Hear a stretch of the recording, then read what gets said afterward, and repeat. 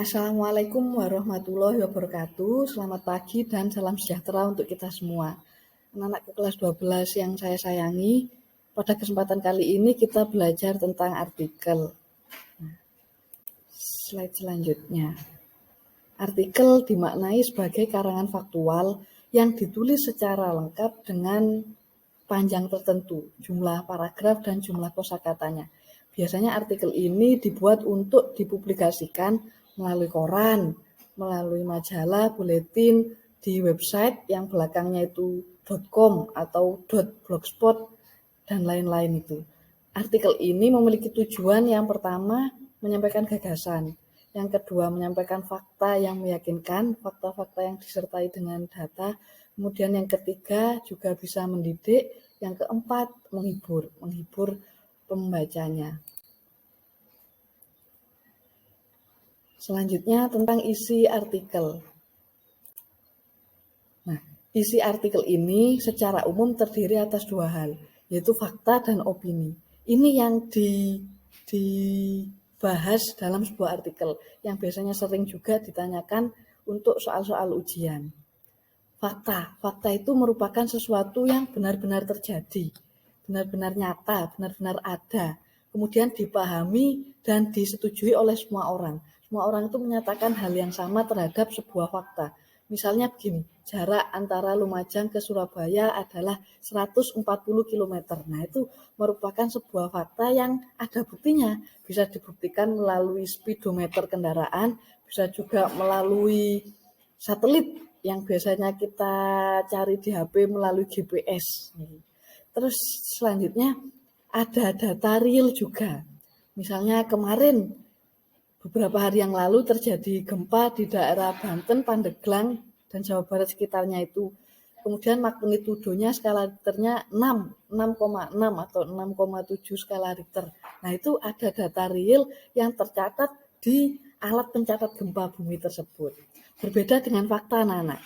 Fakta ini berupa pendapat, berupa penilaian pribadi yang subjektif, atau bisa juga berupa saran, kritik, solusi, dan masukan. Nah, opini ini disebut opini karena hal yang satu dengan hal yang lain itu oleh seseorang itu pendapatnya beda-beda. Misalnya begini, ada buku anak-anak. Nah, buku ini warnanya putih.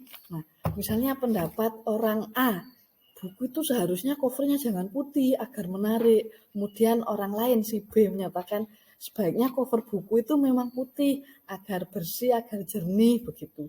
Terlihat lebih santai, lebih chill. Nah, itu tentang fakta dan opini. Semoga anak-anak kelas 12 mboten bingung, tidak bingung. Bisa membedakan antara fakta dan opini. Sesuatu yang benar-benar terjadi atau hanya pendapat pribadi perseorangan. Kita beralih ke slide selanjutnya. Struktur artikel. Nah, teks artikel ini pada umumnya terdiri atas 3 bagian. Yang pertama pernyataan pendapat, yang kedua argumentasi, yang ketiga penegasan ulang. 3 strukturnya ini tidak boleh dibolak-balik. Tidak bisa ujuk-ujuk yang pertama paragraf 1 argumentasi, atau ujuk-ujuk paragraf 1 berisi penegasan ulang. Nah, itu tidak bisa, tidak boleh. Jadi yang paragraf 1 pada umumnya mesti berisi pernyataan pendapat. Yang kedua, argumentasi. Ini biasanya lebih dari 1 paragraf. 3 atau 4 paragraf itu disertai data-data pendukung argumennya itu. Nah, yang paragraf terakhir bisa dipastikan bahwa paragraf terakhir itu pasti penegasan ulang atau penegasan kembali. Bahasa Inggrisnya adalah reiteration. Tapi penegasan ulang ini pun tidak selalu ada. Ada beberapa artikel yang ditulis di koran atau website itu, di online itu, yang hanya berisi pernyataan pendapat dan argumentasi saja. Ya itu nggak apa-apa. Pokok sudah ada unsur struktur yang pertama dan kedua ini sudah bisa disebut sebagai artikel. Slide selanjutnya. Nah, tentang unsur kebahasaan artikel. Ada 3 secara umum yang biasanya ini muncul bisa menjadi pembeda antara artikel dengan yang lainnya. Yang pertama adverbia, menggunakan kata keterangan.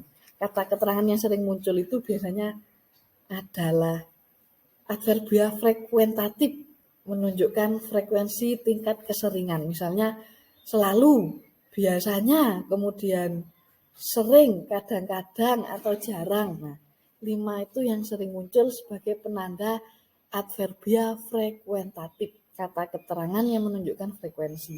Nah, kemudian unsur kebahasaan yang kedua, ini berupa konjungsi alias kata hubung.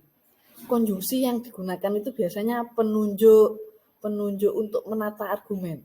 Misalnya pertama, kedua, ketiga, dan seterusnya itu. Terus ada juga konjungsi pertentangan. Misalnya contohnya begini, selain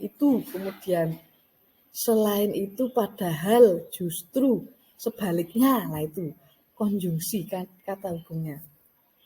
Unsur kebahasaan yang ketiga adalah kosakata yang aktual dan fenomenal.